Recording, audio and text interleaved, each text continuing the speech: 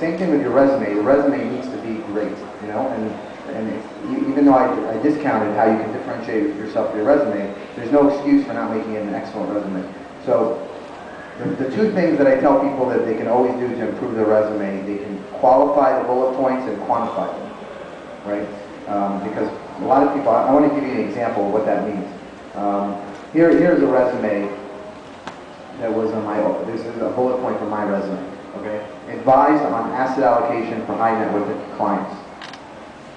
It's kind of doesn't qualify or quantify anything that I'm doing. Let me give it. So what does that mean? To qualify what you're doing, you need to add detail that basically gives backup and evidence as to what you're doing.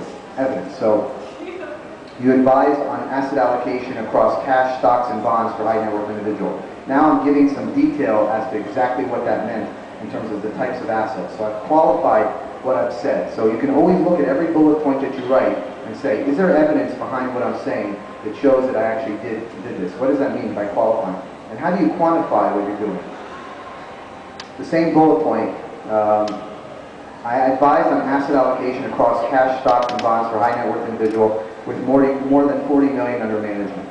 All of this is giving the reader a frame of reference in terms of the number, here's the number of dollars, that's what's important in this bullet point, and what the person did in terms of qualifying whether it was cash, stocks, and bonds.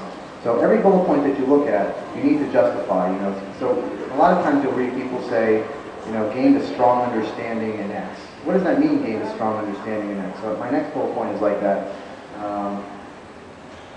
I successfully completed a training program.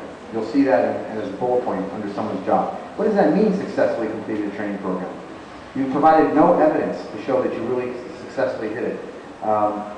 Now look at the bullet point where I actually quantified and qualified that, and I've explained it. Now you believe it, because I said I successfully completed a 3-month training. Now you know it's 3 months.